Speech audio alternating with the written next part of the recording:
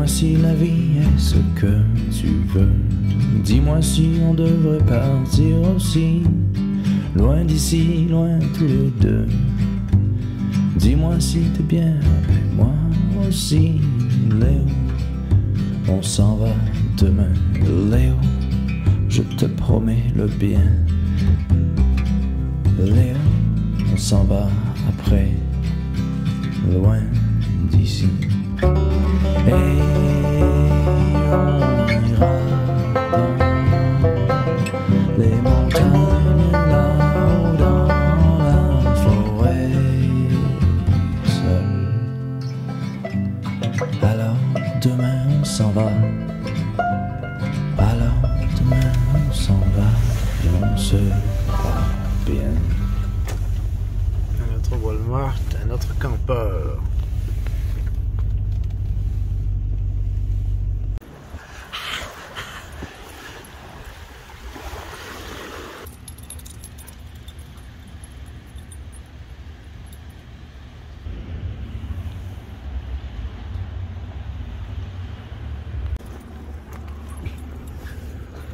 Deux pianos à queue qui ne demandent qu'à être joués. Dommage.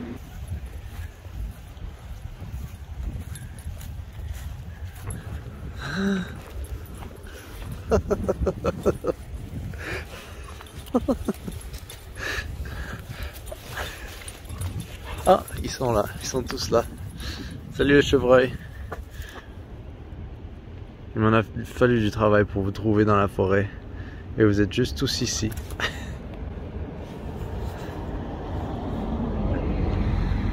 Come on Lily, let's go. Go puppy. That's a very good puppy. Ce soir au repas, on se fait un petit ragoût de riz avec des patates, du gibier haché, des petites tomates. Et toi, qu'est-ce que t'attends? Alors ce soir, deuxième Walmart. Il y avait beaucoup plus de campeurs, même si ça a l'air un peu louche ici. C'est une autre petite ville à 1 heure de là où j'étais hier. Et donc je descends progressivement vers le désert, qui est ma direction finale pour l'instant, pour essayer de voir s'il fait un peu plus chaud là-bas. Et d'avoir un spot non enneigé pour faire du camping sauvage dans la nature. Et je pense que mon âme a besoin de cette énergie du désert, du haut désert. Donc on va voir. J'ai besoin de ce dépaysement-là. Et ce dépaysement dans la région où je vis, il n'est pas si loin que ça. Donc c'est l'objectif cette semaine. Mais t'as déjà mangé? Léo, je dois dire, il est très gentil.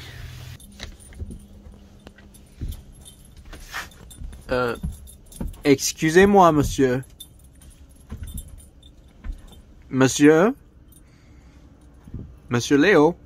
Excusez-moi. Et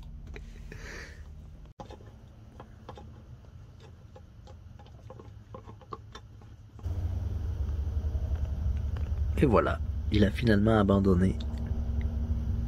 Repose-toi bien, petit Léo. Bon matin. Bon, il va falloir vraiment trouver une solution pour ce froid. Heureusement que Léo, c'est un chien de la forêt. Il a vraiment pas froid. Même au-dessus du lit, j'ai un peu peur pour lui. Mais en fait, c'est incroyable que ce soit un si petit chien qui est si sensible. Mais par contre, que quand il y a des conditions un peu rudes, il est capable de passer à travers. Est-ce qu'on a faim maintenant?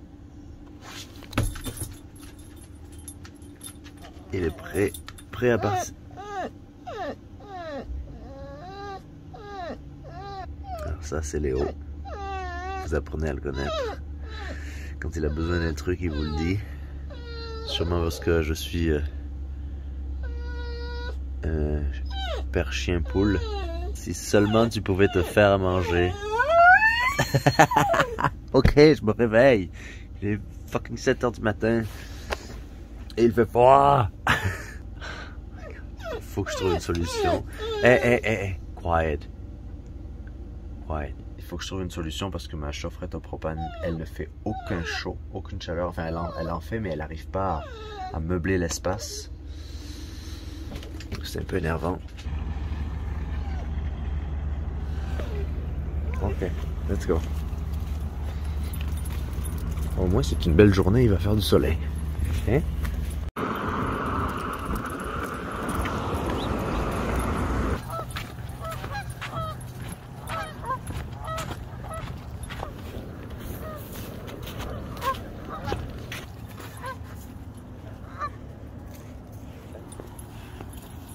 Bon, il fait peut-être super froid, mais c'est peut-être le prix à payer parce que c'est super beau.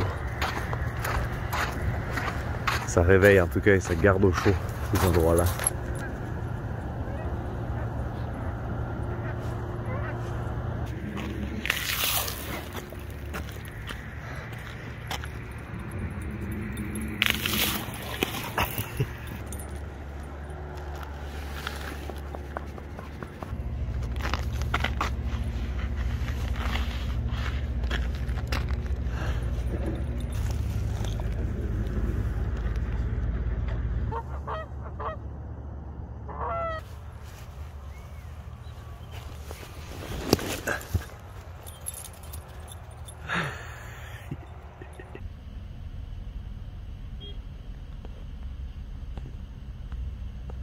Alors pour résumer, camper au Walmart, ça peut être très facile et c'est une bonne manière de quand vous n'avez pas d'endroit sûr, que vous allez quelque part, que vous ne savez pas où aller, eh bien vous pouvez aller au Walmart.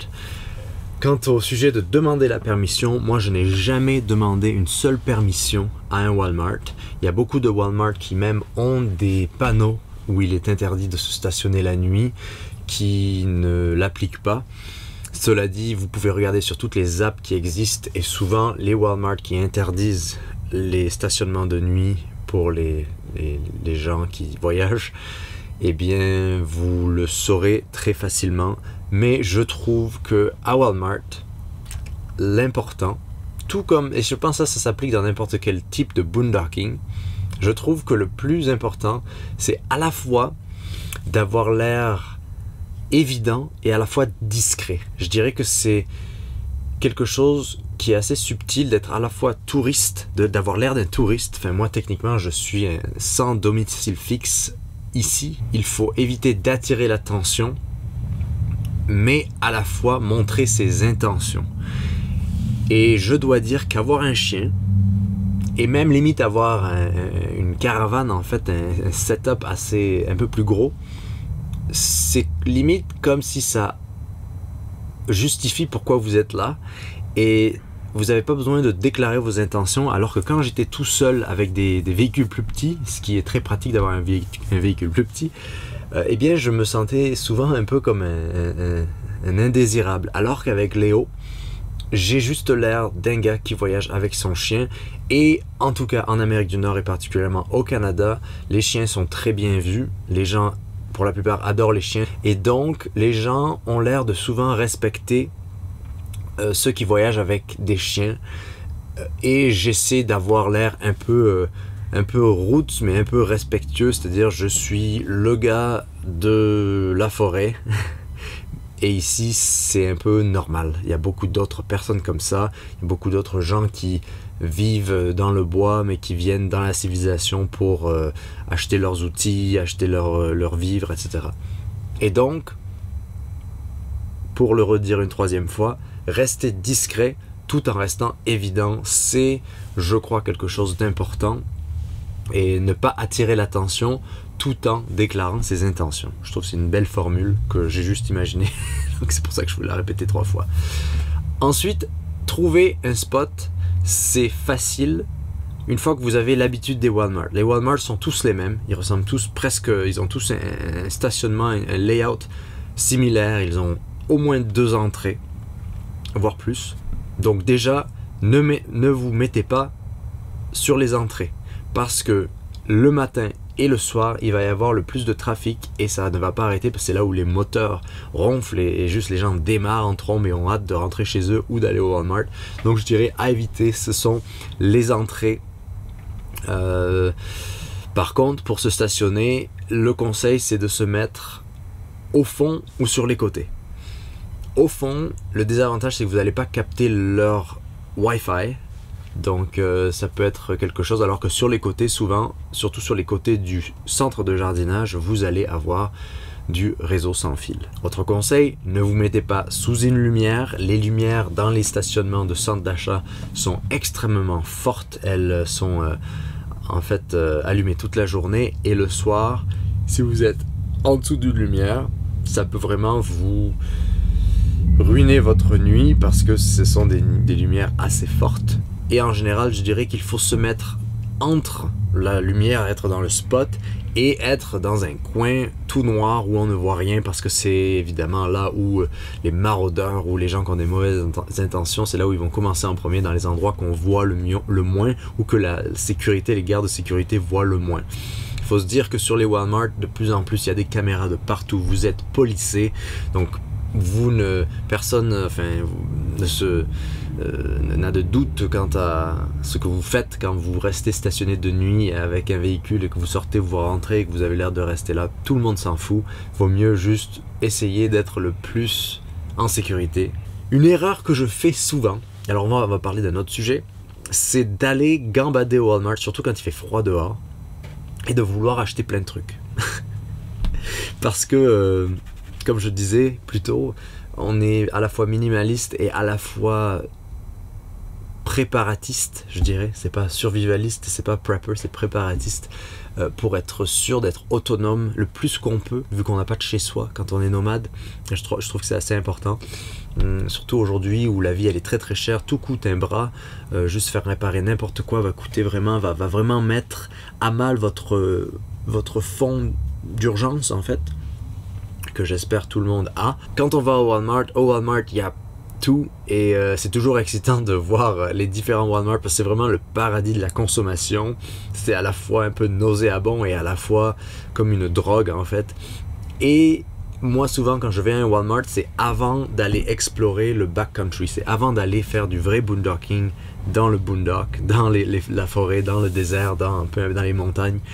Et donc j'ai l'impression que j'ai besoin de tout au cas où, et ça me donne des nouvelles idées. Et donc c'est important de ne pas tomber dans cet achat compulsif, surtout quand vous utilisez Walmart pour aller à la toilette et me garder au chaud. Et comme je le disais dans mon livre, dans mon premier livre, Ma vie en van, il n'y a pas plus riche que quelqu'un qui sort d'un centre de grande distribution avec le strict nécessaire, voire rien, mais avec juste ce dont il a besoin réellement. Ça, c'est la vraie forme de richesse, parce que, eh bien, la personne la plus pauvre et la personne la plus riche, c'est de cette manière qu'ils vont opérer. La personne la plus riche, elle pourrait acheter tout le magasin en entier, donc elle en a rien à faire juste de regarder avec désir des télés, des outils, des choses inutiles et quoi que ce soit.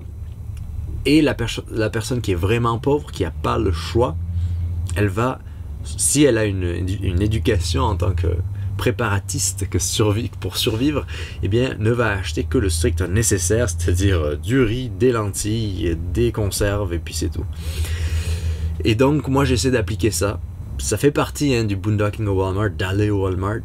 Et moi, je trouve que c'est une des beautés, en fait, de cette vie nomade, d'avoir ces zones où vous n'avez pas à penser. Là, en ce moment, je suis, comme je vous le disais dans cette vidéo et comme j'ai fait une autre vidéo sur Patreon pour en parler, je suis en redécouverte de la vie nomade, en fait. Et c'est drôle parce que ce Walmart-là, il y a 7 ans, eh bien, j'y étais passé et je m'étais stationné à l'exact même endroit où je me suis mis avec la caravane. Je me souvenais vraiment, c'était en juin. Je ne sais plus de quelle année, mais en tout cas pour faire court, oui, ces endroits-là sont les meilleurs endroits parce que vous êtes dans la civilisation, souvent des endroits sûrs, parce que Walmart est une immense compagnie et que toutes ces compagnies, avec les vols et les profits qu'ils veulent faire, eh bien, vont faire tout pour préserver et rendre leurs édifices et leurs stationnements sécuritaires. eh bien c'est l'endroit parfait pour commencer une épopée. Expérimenter avec, voir, ranger, mettre des choses dehors, et c'est du goudron, donc c'est vraiment, je dirais, quelque chose qui est à conseiller pour tous ceux qui ont un coup dur, qui doivent partir sur la route, partir dans le boondocking, qui ont plus trop de moyens et qui veulent respirer un peu pour se remettre en forme. Et quand il ne fait pas froid, 6 mois de l'année, je dirais, voire plus, et c'est différent si vous allez dans le sud des États-Unis où c'est presque à l'année, eh bien vous allez avoir des températures très clémentes. Et ça change tout, parce que tout à coup vous êtes en sécurité, vous êtes au chaud et vous avez un endroit gratuit pour passer la nuit ou passer plusieurs nuits. Ensuite, c'est clair que c'est très agressif comme environnement parce qu'il y a des voitures de partout, de la circulation, des centres d'achat de partout et des centres de grande distribution partout en tout cas. Donc c'est vraiment comme un mal nécessaire si on veut pour le nomade, et ça vous donne tout l'entrain dont vous avez besoin pour ensuite partir dans la vraie forêt, dans la vraie nature, dans le vrai boondocking. C'est là où vous voulez aller. Et donc voilà, donc c'est un peu une étape assez intéressante pour tous les vanlifers et les nomades. Je voulais faire ce petit topo parce que moi, c'est ma réalité en ce moment. J'ai nulle part où aller, il fait froid. Il faut que je regarde un peu tout ce dont ma roulotte a besoin, voir un peu qu'est-ce qui est sécuritaire, qu'est-ce qui ne l'est pas, les choses... Enfin, j'ai plusieurs problèmes dans ma roulotte qu'il faut que j'essaie de vivre avec, mais c'est pas grave, on va faire avec. J'ai beaucoup de choses avec moi, j'ai le petit Léo avec moi, j'ai plein de gratitude pour toutes les choses que j'ai et toutes les choses que je n'ai pas ou qui sont plus un défi. Bien, je sais que on va trouver une solution pour passer à travers. Donc c'est un peu ça que je voulais vous transmettre aujourd'hui dans cette vidéo. Donc portez-vous bien et à très vite pour des nouvelles et d'autres vidéos. Ciao.